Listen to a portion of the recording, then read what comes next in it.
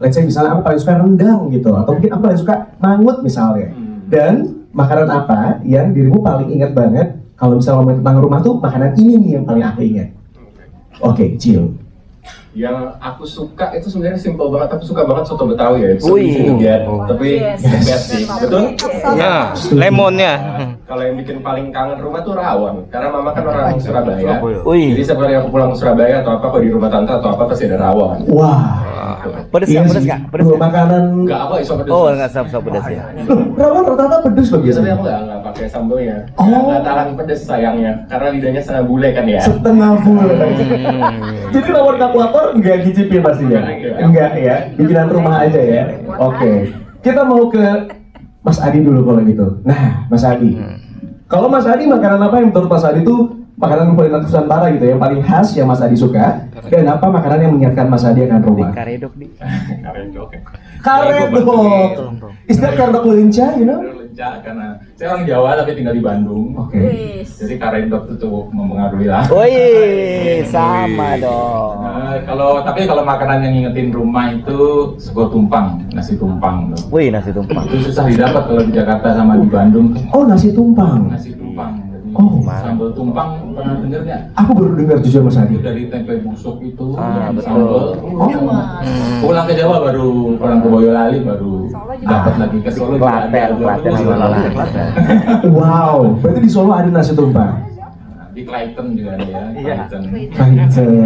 Klaten. Klaten. Ya. Baik, Mas Adi terima kasih. Kita mau ke Mbak Uli boleh? Mbak Uli, halo, hai. Kalau Mbak Uli apa nih yang makanan Nusantara yang paling spesial? Kalau misalnya makanan tuh aku paling suka kayak nggak bisa nggak makan bakso, tau nggak sih? Bakso, bener. Sama dong seleranya Orang Obama. Sunda bakso. Tapi kalau makanan yang mengingatkan itu aku lebih ke sambal sih. Oh. Karena kan orang Sunda ya. Kalau Semua. makan nggak mungkin nggak pakai sambal. Jadi kayak semua sambal tuh ngingetin aku sama rumah sih. I see. Pun biasanya kalau orang Sunda, kalau makan bakso, biasanya tuh lebih ke sambal dibaksoin kan? Iya benar.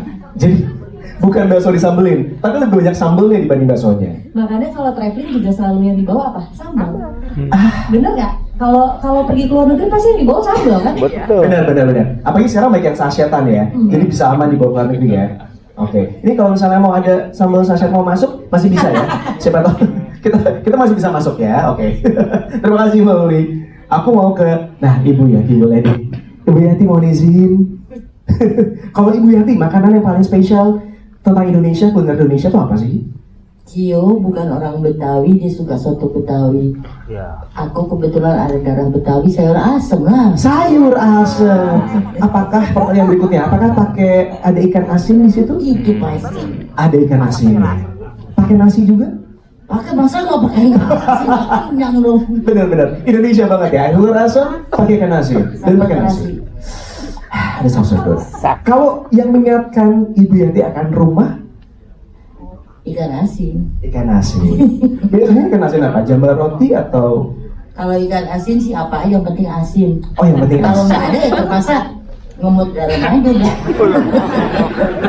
Ikan asin juga. Benar. Yang penting berarti Ibu Yati lebih kerasa asin berarti ya? Ya. I see. Oke.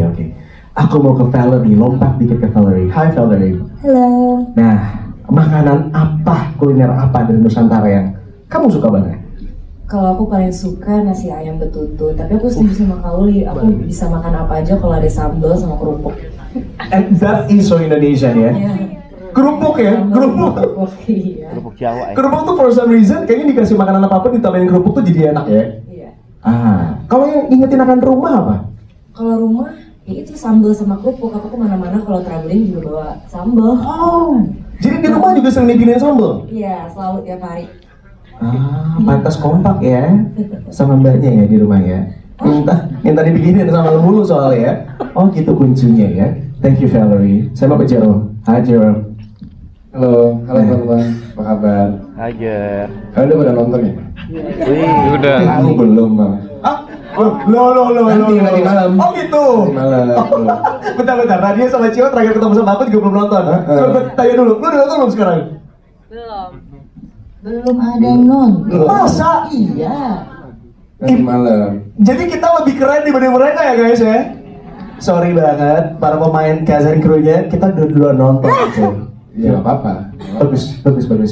Kalau aku ditanya makanan favorit banyak sebenarnya. Nah. Salah satunya tadi udah disebut rawon. Tapi kalau aku itu nggak tahu kenapa yang paling aku suka dan menurut aku rasanya paling berbeda itu sate klopo. Wih. Sate klopo, kenapa? Ada yang tahu nggak sih? Ada dong. Sate klopo itu nggak tahu gimana, tapi menurut aku sate. Tapi ada serutan kelapanya itu. Betul. Oh, I know that one. Terus dicampur dengan nasi, Ya. sambal dikit, enak banget. Itu jujur rasanya mix banget di mulut kan? Yes. Semarang ya. Tapi kalau yang paling membuat aku inget sama rumah atau keluarga gitu ya, karena dulu ayah aku kebetulan orang Surabaya juga. Jadi sebulan sekali, 2 bulan sekali kita suka jenguk nenek. Dan depan rumah itu selalu sering banget lewat semanggi.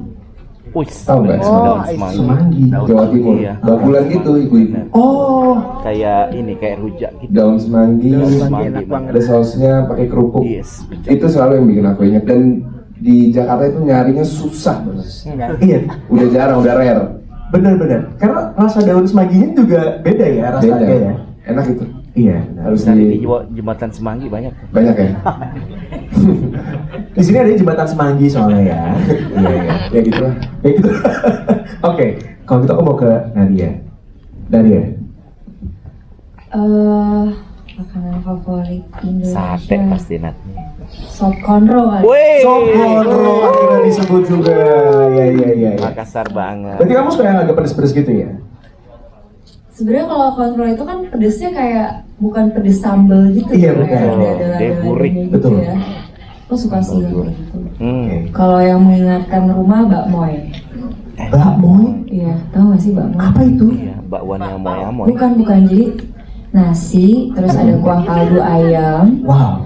Sebenarnya dagingnya tuh harusnya pork, Ah? tapi biasanya sekarang sudah diganti jadi Oh. ayam. Terus ada tahunya kecil-kecil, ada telur puyuhnya, enak deh pokoknya. Itu mirip-mirip kayak nasi tim gitu nggak Kayak sih? nasi tim. Kayak nasi tim betul Kayak ya? nasi tim. Oh, Tapi Semarang. kalau nasi tim kan bener-bener kayak udah bercampur sama nasinya Iya. gitu kan, si toppingnya itu. Betul. Ini tuh enggak. Itu enak banget. Itu di rumah dirimu selalu bikin kayak gitu Di waktu kecil? rumahku iya sering banget bikin gitu. Ah, nice. Berarti kalau misalnya mau ngicipin kita harus ke rumah dirimu kan? Ada yang di... Kebetulan saya orang Jogja, Iya. tapi kalau nggak salah itu makanan Jawa Timur sih. Iya. Oh, Nggak mau itu. Nggak tahu kenapa di rumah sering masak itu. itulah rahasia rasanya. Betul. Itu betul. Masuk ke satu ya. Baik. Terima kasih Nadia. Itu dia. Makanan-makanan spesial khas Nusantara memang banyak sekali ya. Dan termasuk ketika kita ngomongin tentang makanan yang mengingatkan kita akan rumah. Tentunya akan sangat banyak sekali. Setiap orang pasti punya yang berbeda-beda. Tapi kalau rahasia rasa, ini kayaknya menyimpan banyak sekali rasa di dalamnya. Termasuk ketika lagi nonton, rasanya itu kayak perut kita bergejolak karena lumayan ya. Kita kayak disuguhkan makanan-makanan enak depan mata kita, tapi kita nggak bisa makan. Oke, kita mau ngobrol sekarang sama Mas Adi terlebih dahulu. Mas Adi, sebagai sang penulis Mas Adi, kalau kita ngomongin tentang film Rahasia Rasa, ini kan membawa narasi besar juga untuk disampaikan dengan treatment yang sangat simple, mudah dimengerti juga, dan kemudian bisa menghasilkan karya tulis yang sangat berharga ibaratnya. Apa sih yang paling susah dari keseluruhan proses penulisan dari film Rahasia Rasa, Mas Adi? Banyak ya. Boleh, Mas. Yang pertama, kita sampai kesimpulan film ini harus light, harus bisa ditonton dan nggak terlalu berat buat teman-teman kita ya. Kita sampai sama Mas Andung, kita kesimpulannya di situ. Cuman ada banyak hal yang ingin kita sampaikan kan. Kebayang. Nah, challenge dari film ini kayak gitu tuh, banyak banget kita sampaikan. Wah nggak cukup nih mas durasinya, kalau kita sampein bisa 5 jam nih film nih. Betul. Akhirnya ya begini yang seperti yang teman-teman lihat di sini. Cukup light ya, gimana? Kesannya gimana setelah lihat film ini? Bagus ya. Nggak terlalu berat kan? Nah, kita berharap seperti itu tanggapan penonton juga kan. Jadi kita akan akhirnya kita fokuskan ke beberapa hal. Untuk sejarah kita selipin dengan montage dan yang kita sadari banget dengan Mas Hanung tuh, Mas ini kita pakai sejarah alternatif ini kan. Kita nggak akan bisa bedain mana yang sejarah beneran, mana yang fiksi nih. Nah itu kan itu hiburan buat penonton kita lah. Silakan pilih mana yang beneran, mana yang fiksi. Tapi saya berharap banget bisa menghibur. Itu satu. Terus yang keduanya ya karena ini kita selalu siap lah ini semoga jadi bahan obrolan juga nih Karena ini istilah alternatif kan pasti banyak yang protes, nggak gitu deh ceritanya gitu kan. Tapi ya begini, kita berakhir di film ini dan alhamdulillah bisa kita lihat bersama, cukup light dan menyenangkan buat kita semua. Itu saja. Ada lagi? I see. Aku penasaran juga nih sama proses penulisannya seperti apa, karena risetnya itu tidak mudah ya. Ini kan ngomongin tentang sejarah juga ada di dalamnya gitu ya, even though it's alternate di film yang satu ini. Tapi itu ada pesan-pesan juga yang ingin disampaikan. Seperti apa Mas proses risetnya sendiri? Proses risetnya cukup unik nih, karena kita memilih buku-buku Bung Karno ya. Jadi seperti kita tahu bersama, beberapa buku-buku Bung Karno itu sempat susah didapatkan kan.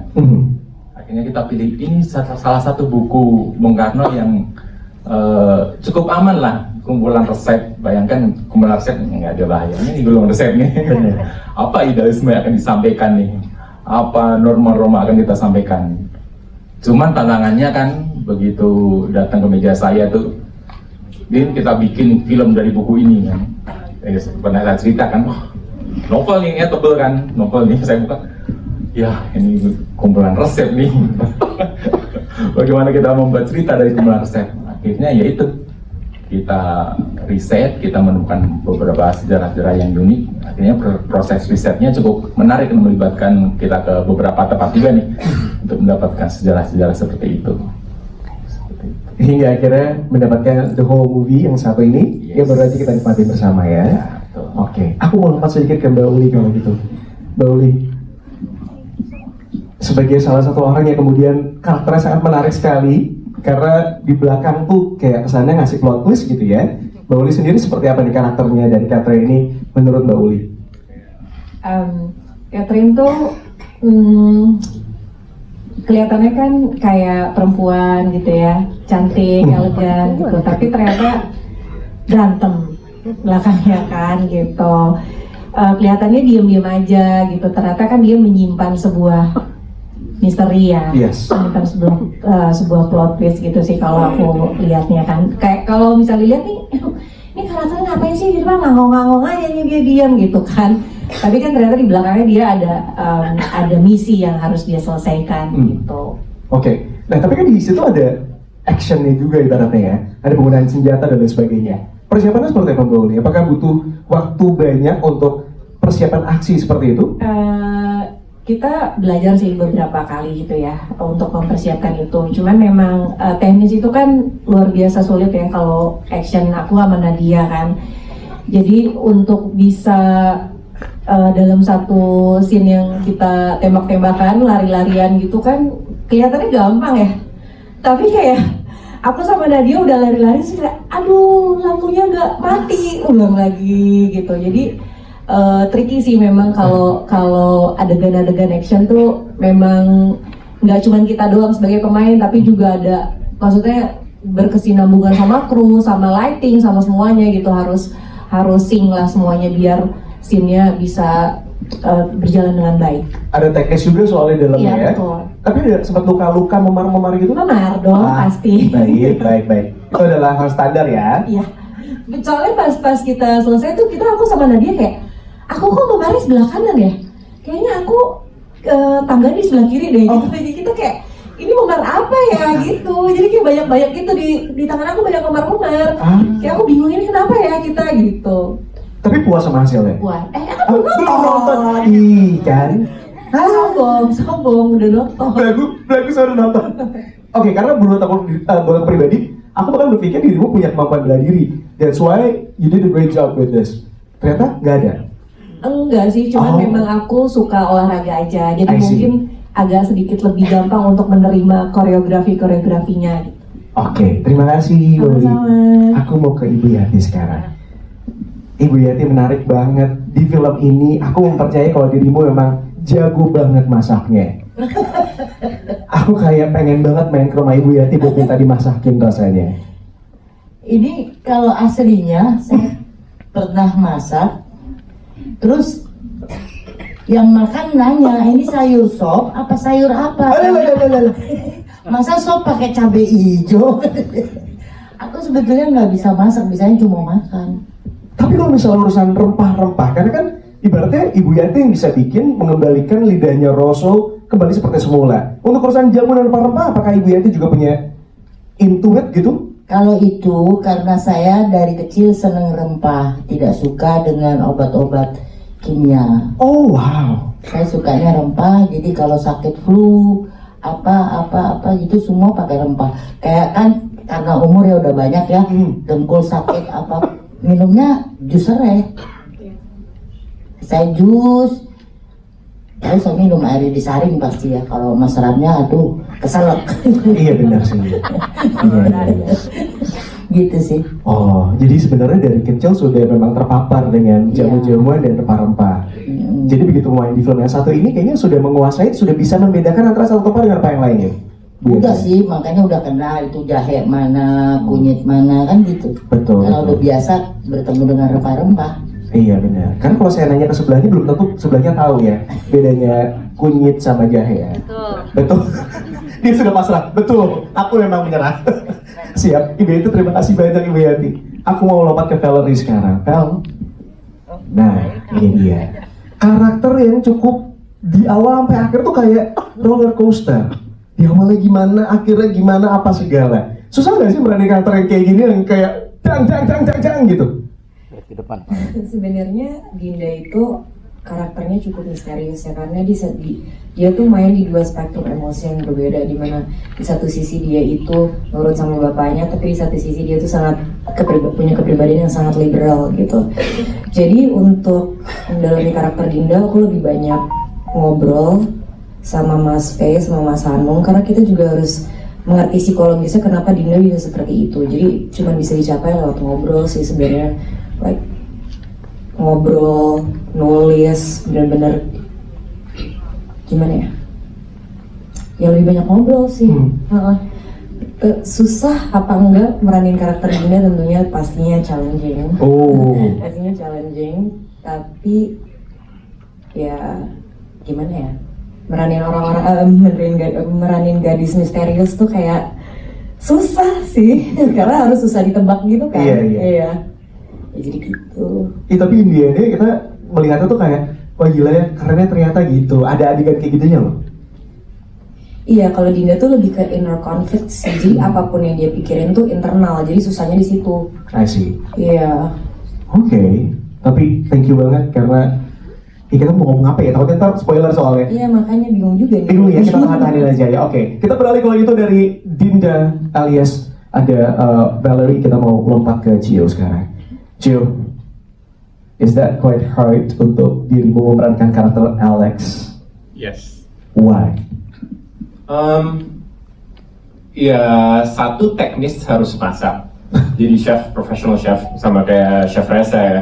Aslinya aku hampir nggak bisa masak. Aku cuma bisa bikin pasta atau apa yang udah gampang lah, udah ready made, tinggal masak apa segala macam sausnya. Jadi kita belajar teknisnya lumayan lama buat motong apa segala macam. Dan juga sebenarnya yang lumayan tricky buat aku, Alex juga orangnya he's not straightforward ya, kayak di depan, tanpa spoiler ya, di depan Reza kita temenan, tapi sebenarnya kalian tadi udah nonton apa yang diperbuat sama Alex itu kan that's not a good friend gitu. Jadi ya sama sih kayak Valerie, lumayan personality-nya cukup conflicting apa yang terlihat di luar dan di dalamnya. Jadi it's quite challenging for me. Oke. Tapi dari data yang kita dapatkan sebagai salah satu orang yang kemudian melakukan pendalaman karakter ya. Jadi katanya Cio ini sampai bawa pulang chopper board ke rumah karena dikasih PR sama Mas Greg ya, yang membantu kita untuk masak-masak gitu ya ibaratnya. Itu tuh gimana ceritanya? Iya, jadi Mas Greg itu food stylist, coach kita. Oke. Aku, Jerome, sama Nadia ada workshop 3 minggu buat teknis soal masak-masak segala macam. Lo juga dibawa pulang nggak sih Jerome, chopping boardnya? Iya, kita jadi dibawa pulang. Iya, kita dibawain pulang pisau, chopping boardnya, sama waktu itu aku kalau nggak salah dibawain timun 1 karung tuh. Bukan 1 plastik lagi, 1 karung. Di timerin gitu, jadi misalnya dalam 30 detik dari timun utuh harus dipotong sampai dicacah gitu. Dan potongannya nggak boleh yang tebel tipis, harus konsisten, harus presisi kalau kata Nadia. Jadi it's quite challenging sih. Oke, jadi tidak mudah untuk kamu belajar seperti itu. Tapi sekarang udah mulai belajar masak kan?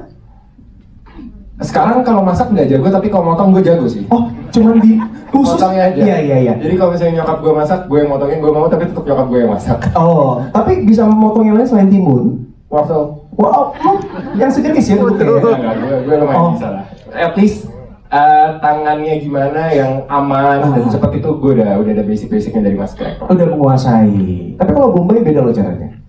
Itu sakit di mata ya? Itu sakit di mata, betul itu juga betul ya. Baik, terima kasih ya.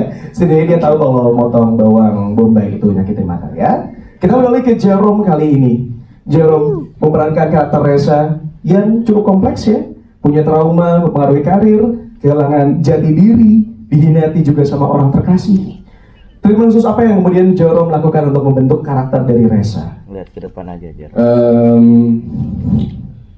Banyak ya, maksudnya pertama-tama kalau cara aku biasanya itu ya dibaca dulu, dan nggak mungkin sekali baca itu oh begini, jarang, pasti kenapa begini, kenapa kok dia begini. Nanti habis itu kita diskusi sama sutradara, diskusi sama antar pemain, diskusi sama penulis, sama produser, sama semua orang yang terlibat, dan kita membuat satu cerita sendiri latar belakang kira-kira kenapa kok si Reza ini bisa kalau melihat sesuatu reaksinya seperti ini. Karena kalau Jerome pasti beda, kalau kamu juga pasti beda gitu. Pertama kita buat dulu itu satu sampai sebisa mungkin masuk akal, dan berangkatnya dari situ aja sih sebenarnya. Ada satu karakter sendiri nggak sih yang menurut dirimu kayak oke, kayaknya ini orang mirip banget sama karakternya Reza dan ini yang dijadikan acuan quote unquote? Biasanya kalau aku itu nggak satu tapi banyak. Oke. Jadi ada beberapa, misalnya kalau sebagai di dapurnya ngambilnya dari orang sini. Kalau untuk sebagai sehari-harinya atau dengan pasangan ngambilnya dari orang sini. Untuk bajunya gitu, juga pasti berbeda karena memang baju sudah disiapin, tapi itu ada diskusi juga. Seperti mungkin ada kacamata. Yes. Itu kacamata itu sebenarnya terinspirasi dari first AD kita, Vegero. Oh, Jadi, pakai aja kayak lo ini bagus nih bro, ya udah gitu misalnya. Jadi kayak diambilnya dikit-dikit, terus digabung jadi Reza gitu. oke. Tapi kan dalam sepanjang film ini tuh ada beberapa adegan di mana dirimu harus ngerasain banget, you feel it gitu ya, about your own feelings. Dirimu ngebantu dengan metode-metode misal pakai lagu gitu itu nggak sih? Is there any playlist yang dirimu? Enggak, gue nggak pernah pakai playlist kayak beberapa teman-teman yang gue pernah kerja sama ya, mereka pakai playlist. Tapi mungkin lebih ke situasional, karena dari latar belakang yang udah kita buat, ya berangkat dari situ aja kayak oh kira-kira kalau dia kayak gini, sedihnya kenapa ya, marahnya kenapa ya, jadi ke situ sih. Satu lagi Jerome. Jadi kalau kamu nanti nonton filmnya, sombong lagi nih gue. Ya. Banyak banget kayak golden scene di film yang satu ini, dan dirimu tuh menjadi bagian dari that golden scene. Dan itu bisa lihat pemandangannya bagus banget. Ada satu momen di mana kamu jalan dari bawah ke atas, di belakangnya tuh langsung gunung. Jadi ada pemandangan gunung and it was beautiful. Ya. Ada satu lagi scene sama kamu bareng sama Nadia. Kemudian di that scene gitu ya, belakangnya tuh kayak persawahan, itu cantik banget. Iya, itu memang kita waktu itu ekstra hari itu khusus untuk ngambil adegan itu. Jadi kita memang syutingnya hampir semua tuh di Jogja. Iya kan ya? Habis itu kita khusus ke daerah sana itu di mana ya posisinya? Di Gunung Kidul. Iya di Gunung Kidul. Kita 1 jaman gitu. Kayaknya itu kayak ke arah Magelang gitu. Ke arah Magelang. Oh iya. Kita pindah-pindah. Tapi khusus untuk yang adegan yang kamu maksud itu, kita khusus ke situ karena memang itu terkenal sangat indah. Banget. Dan bahkan warga-warganya juga sangat baik, sangat apa ya, masih hidupnya sederhana, dan kalau mereka melihat orang lain masih saling nyapa satu sama lain dan pengunjung juga. Dan aku rasa karena memang alamnya indah, orang-orang jadi indah, makanya mungkin tadi Tercapture dengan baik ya. tercapture dengan baik. Gue sih belum nonton ya. Oh iya. Tapi bagus banget soalnya. That scene is Bagus ya. it's really beautiful. Okay, is there any your favorite scene mungkin? My favorite scene favorit gue di film ini, semuanya seru sih. Tapi mungkin lebih di adegan-adegan yang berantem. Oke. Karena itu ribet. Kadang tuh yang seru yang ribet. Iya. Jadi kayak ribet nih nggak kelar gitu kan. Jadi kita harus coba lagi dan perasaannya itu jadi teringat dan jadi seru ketika udah selesai. Oke. Karena rame-rame kita kerjain sama bareng-bareng. Kira Dapat dengan bagus banget kok, Jerome. You did a great job. Thank you. Satu lagi yang gak kalah bagusnya di film yang satu ini ada Nadia Arina. Kamu bagus banget mainnya di film yang satu ini. Sebagus itu. Gue penasaran, menghidupkan karakter Tika tuh gimana sih? Susah gak sih buat kamu? Karena gak gampang loh untuk bisa membuat karakter Tika yang dari jutek jadi baik, jadi menyenangkan gitu ya, dan terakhir jadi heroik banget. Seperti apa Tika? Halo semuanya. Halo, annyeonghaseyo. Halo teman-teman, terima kasih sudah datang di presscon kita, udah nonton juga filmnya. Kalau misalnya apa sih gitu yang sebenarnya apa bagian tersulit untuk membangun si karakter Tika ini? Satu yang pasti dari teknis masak-masaknya itu dulu sih. Okay. Karena aku nggak suka masak, nggak bisa masak, bisanya makan gitu kan. Tapi sedangkan Tika ini punya warung makanan di desa yang cukup terkenal gitu kan. Jadi kan memang dia setiap harinya harus masak, nggak mungkin dong nanti kayak close up tangan gue kayak motongnya kayak Kaku gitu ya? kaku gitu kan. Mungkin dari situ itu kita juga dikasih workshop juga belajar ya, walaupun memang sudah dikasih list untuk director shotnya, jadi lebih yang kita butuhkan saja untuk shot-shotnya. Terus ini mungkin juga karakter yang baru untuk aku juga ya, maksudnya sebelumnya aku belum pernah menjadi akam si tomboy seperti itu. Akam si tomboy, baik. Iya. Terus juga Tika ini kan setiap harinya memang bawa motor kopling gitu kan. Bener. Aku pun nggak bisa bawa motor. Hah, masa? Gitu. Iya. Tapi kok tadi kayaknya lancar-lancar aja? Ya karena tiap hari latihan. Oh, wow. Tiap hari latihan. Bisa ya bawa motor matic itu juga di komplek gitu. Oh, kalau bener. misalnya yang terjal-terjal gitu kan nggak bisa. Tapi akhirnya untung dari tim anak muda jago dan dapur film juga mau memberikan workshop untuk latihan motor kopling. Ditambah lagi kan juga tadi kalau nggak tahu ya ada ya, semoga adegannya yang aku boncengin Jerome. Ada banget. Jadi tuh lebih kayak gimana caranya gue harus nyelesain scene ini, ngebut terbiasa bawa Jerome dan kita semua nggak jatuh gitu. Itu sih mungkin kesulitannya, tapi ya karena jujur aku belum nonton filmnya, tapi semoga bisa terdeliver dengan baik. Bagus Nat, beneran bagus kok, serius kamu bagus banget ya di film satu ini. Terima kasih. Oke, berarti boleh ditulis nggak apa aja yang kamu pelajari dari film satu ini? Karena bener-bener banyak ya, masak iya, naik sepeda motor iya, apa lagi? Action scene? Ya, oh ya action juga ada, walaupun mungkin gak banyak, cuma memang juga diberikan workshop juga. Terus juga dialek Jawanya. Oh iya, jadi terakhir ngobrol sama dirimu tuh sangat khawatir banget dengan dialek Jawa karena dirimu harus belajar lagi dialek Jawa. Betul. Karena kamu gak dari situ ibaratnya. Iya. Tapi terdengar sangat natural banget ya nggak sih? Setuju nggak sih teman-teman? Iya. Sepi banget kayak warnet. Kok terpaksa gitu sih teman-teman?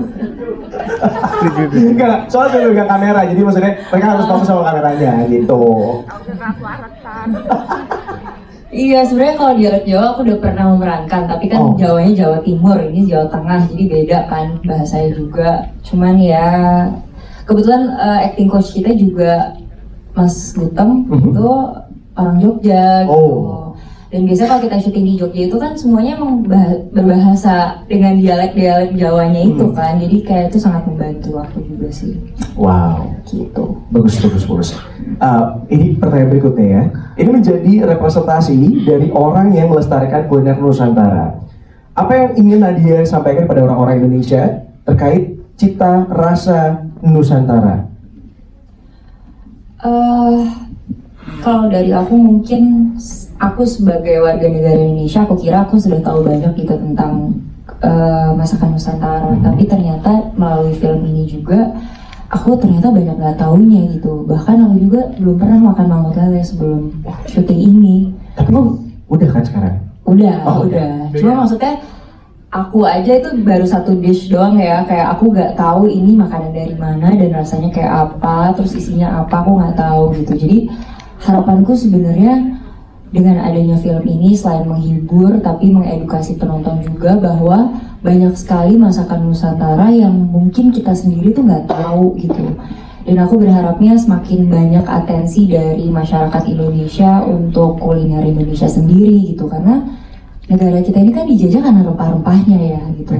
Istilahnya orang-orang di luar negeri tuh memberikan banyak atensi dan malah pengen banget setiap hari bisa makan dengan masakan yang kayak akan rempahnya. Kenapa kita nggak bisa lebih memberikan, merayakan masakan kita sendiri itu sih. Dan semoga pulang nonton ini jadi pengen pesen gimana ya ini mangut lele atau gimana ya cara bikinnya gitu. Jujur itu yang aku pikirkan sejak tadi ya. Tadi mau nanya sama Nadia malah.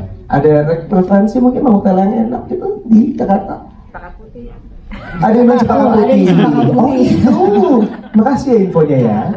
Oke, mungkin kita cari.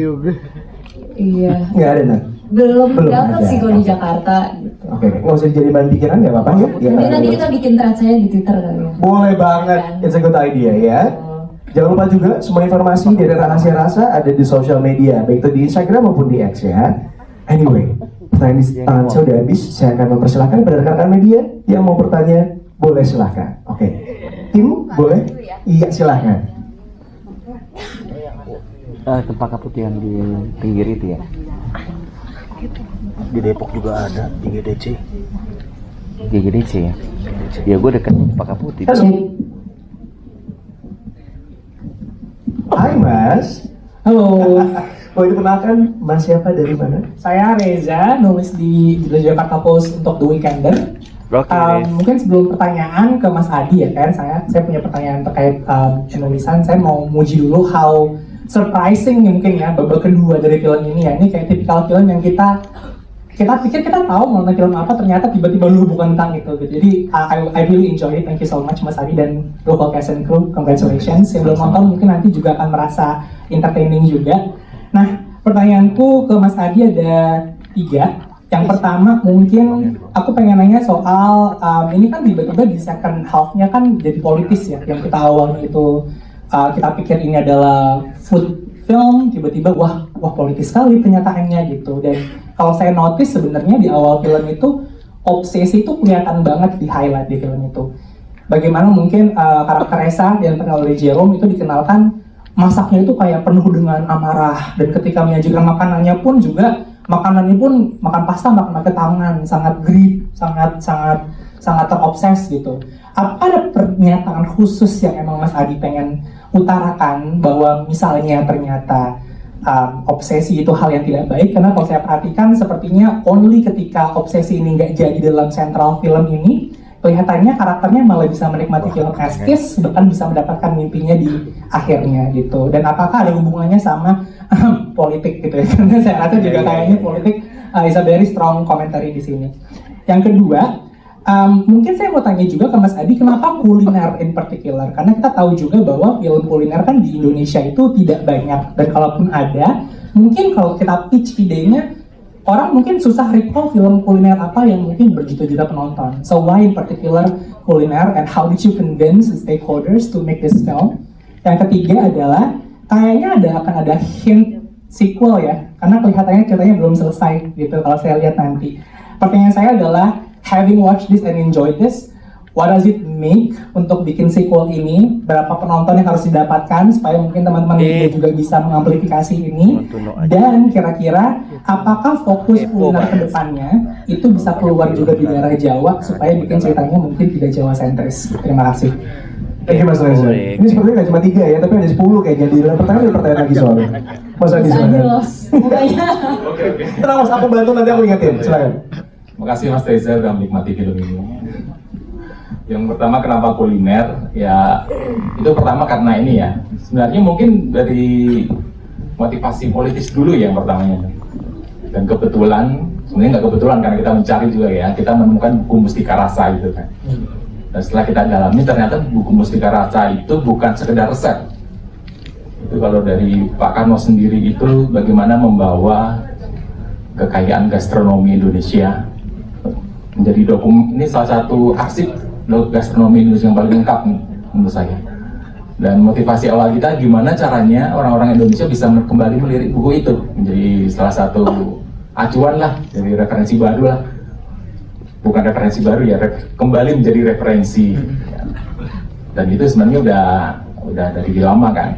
Kalau dari sejarahnya sendiri bukunya emang agak kesulitan untuk bisa tampil ke publik kan. Nah, akhirnya kita bisa mendapatkannya kembali, itu syukur alhamdulillah. Nah, nyambung ke ini, bagaimana Rosso itu yang ambisius, obsesif seperti itu kan. Itu mungkin sebenarnya itu metafor buat kita semua ya. Bagaimana orang kita itu obsesi dengan makanan lain, makanan bule lah, makanan ini kan, lupa dengan kekayaan kita sendiri ya. Dan pada akhirnya kita bawa, kalau bagaimana tiba-tiba Rosso bisa mendapatkan kembali jati dirinya dengan menerima itu semua, itu karena kita buat artnya Rosso yang tadinya Reza Eguino, gue inget Reza Eguino, kali banget tuh, kembali menjadi Rosso yang sesungguhnya. Itu kita bawa art ceritanya seperti itu. Spoiler nggak ya? Enggak ya? Enggak, aman. Aman-aman ya. Spoiler juga aman. Jangan tebak-tebakan. Kenapa kuliner? Udah tadi. Oh udah. Oh politis, yang politis tadi. Iya politis. Kenapa muatan politisnya sepertinya? Karena kita melihat pasar kita hobi banget yang urusan konspirasi ya. Sampai sekarang nih. Kenapa kita harus ini, kenapa harus itu? Wah, kita bawa ke konspirasi seru juga nih. Jadi di pertengahan film kita akan membuat agak terkejut nih waktu itu. Habis golden scene, kenapa tiba-tiba ada tangga nih? Ada siapa yo? Pengen bikin apa ya, teman-teman dan penonton di sini itu tiba-tiba bisa melihat lagi, oh ini ternyata ceritanya. Dan metafor buat kita semua ya, kita harus kembali kepada diri bangsa Indonesia lagi. Isinya sih enggak ya? Enggak ya. Aman. Pertanyaan berikutnya, ini tuh ada hint sequel nggak sih di akhir? Ada ya, karena hobi kita yang suka mencari treasure hunt ya, orang-orang Indonesia ya. Ada hint ini, jangan-jangan itu menuju sesuatu nih. Apakah harta karun Soekarno? Apakah ini? Ya silahkan tunggu aja mas. Ya mas Reza ya. Pertanyaan berikutnya, butuh berapa banyak penonton sih untuk bisa ada sequelnya, betul ya mas Reza ya? Dari awal kita sama Mas Handung kita berpikiran Jerome ya, yang berapa terakhir filmmu Jerome? 3 juta. Itu urusan produser atau urusan Oh, yang kosa gelap. Kok udah nggak bisa sebutin namanya, yang mana? Ya nanti kita tanyakan ke Pak produser, tapi ada hint lah kenapa kita menginjak Jerome di sini ya. Oke. Hint kuliner, hint lagi dari film berikutnya, apakah fokusnya kan kuliner lagi, betul ya mas Reza ya? Oh, ada region di luar Jawa kah mengenai masalah kuliner ini supaya nggak Java sentris gitu ya? Ya. Dari awal sebenarnya kita nggak pengen Java sentris ya, tapi karena kebutuhan durasi ya. Seperti yang udah nonton pasti udah ketahuan kan, oh, ternyata latar belakang Rosso seperti itu. Tadi udah kita bawa tuh. Makanya kita butuh sequel nih. Ya mungkin berapa sequel nih untuk bisa seluruh kuliner Indonesia ya. Antar pulau dulu aja kali ya mas ya. Mungkin bisa sesuai provinsi mas. Sesuai provinsi ya, 34. Iya. 38. Kita aminin dulu aja. Amin, kita berharap kita akan bisa membawa seluruh kuliner Indonesia. Amin. Cukup Mas Reza? Mas Reza terjawab semua ya. Baik. Selanjutnya yang lagi mau bertanya silakan. Boleh dibantu tim. Depan dong. Boleh nggak?